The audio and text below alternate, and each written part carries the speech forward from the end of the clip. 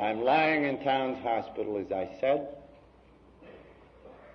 and the jig is up. And downstairs, a little doctor with china blue eyes and white hair and very pink cheeks and usually a half smile, but this evening grave, was talking to Lois. Well, she already knew a great deal about the kind of love that had no price tag on it, the kind of giving that demands no reward and gets no reward. She was still living on hope that maybe I'd pull through. And the good little doctor that we all recognize as our beloved Silky was obliged to say, no, I'm afraid he's like nearly all who pass this way. Perhaps within a year you'll have to confine him somewhere, else he'll go mad or die. So the little doctor who loved drunks had been obliged to pass the sentence on me, under which nearly everyone here, alcoholic, has been under. I went out of that place in fear and trembling. Fear kept me sober a while, but on Armistice Day, 18 years come tomorrow, I was drunk again. You know, it's a funny thing about these anniversaries. This is the 10th, and Armistice Day is the 11th. So this must be the celebration of the time that I determined to get drunk once more. Soon I'm back in the hospital, but not before a friend had come to me saying, well, I got a release from this thing. I got honest with myself. I talked it out with somebody else. I straightened out my jams with other people. I tried some of this giving that demands no reward. I prayed to a higher power, God as I understand him. He'd come with that simple message, one alcoholic talking to another. And that was inside me, I think, deep when I went into the hospital that time. And after 2 or 3 days, I remember falling into a terrific depression. This time I knew it was over. I could not go on. I couldn't swallow this God stuff anyway. Yet I found myself crying out, if there is a God, will he show himself?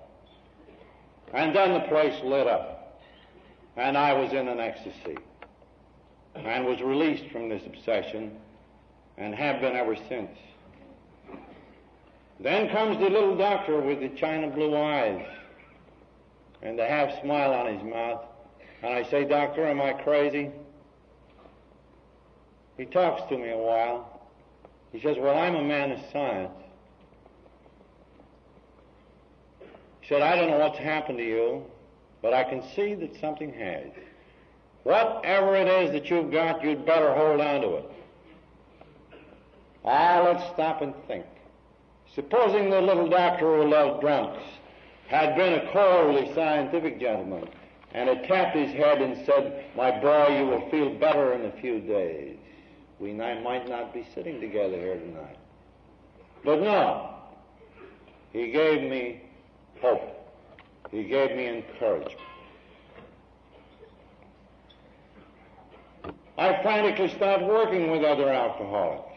I come back up to him and say, won't you supply me with some, Doc? Well, now, talking God to drunks in Town's hospital in those days just wasn't done. It took immense courage on this little man's part. He risked his reputation for us. He let me come. I worked frantically with drunks, telling them all about this hot flash and about how they should get more moral. And well, the drunks tapped their heads and they walked off. Nothing happened at all for 6 months. And then the little doctor who loved drunks made a contribution to this society that should name him a founder in anybody's book. He said to me one day, look, Bill, he said, you're preaching at these guys. You've got something, you aren't able to transmit it. Says, you're always talking to me about that book you read back some months ago called James on Varieties of Religious Experience. And said that the common denominator of all those experiences was calamity, wasn't it? Hopeless people. He said, why don't you throw it into them how hopeless you are?